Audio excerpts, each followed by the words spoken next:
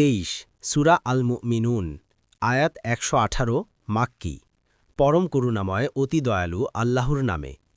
১ অবশ্যই মুমিনগণ সফল হয়েছে। ২ যারা নিজদের সালাতে বিনয়াবনত। ৩ আর যারা অনর্থক কথাকর্ম থেকে বিমুখ। ৪ আর যারা যাকাতের ক্ষেত্রে সক্রিয়। ৫ আর যারা তাদের নিজদের লজ্জাস্থানের হিফাজতকারী। ৬ তবে তাদের স্ত্রী ও তাদের ডান হাত যার মালিক হয়েছে তারা ছাড়া নিশ্চয় এতে তারা নিন্দিত হবে না। ৭ অতপর যারা এদের ছাড়া অন্যকে কামনা করে তারাই সীমালঙ্ঘনকারী। ৮ আর যারা নিজদের আমানতসমূহ ও অঙ্গীকারে যত্নবান। ৯ আর যারা নিজদের সালাতসমূহ হিফাজত করে। ১০ তারাই হবে ওয়ারিস, যারা ফিরদাউসের অধিকারী হবে, তারা সেখানে স্থায়ী হবে।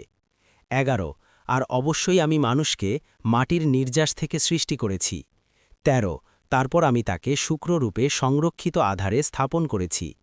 ১৪ তারপর শুক্রকে আমি আলাকায় পরিণত করি, তারপর আলাকাকে গোশতপিণ্ডে পরিণত করি, তারপর গোশতপিণ্ডকে হাড়ে পরিণত করি, তারপর হাড়কে গোশত দিয়ে আবৃত করি, অতপর তাকে অন্য এক সৃষ্টিরূপে গড়ে তুলি।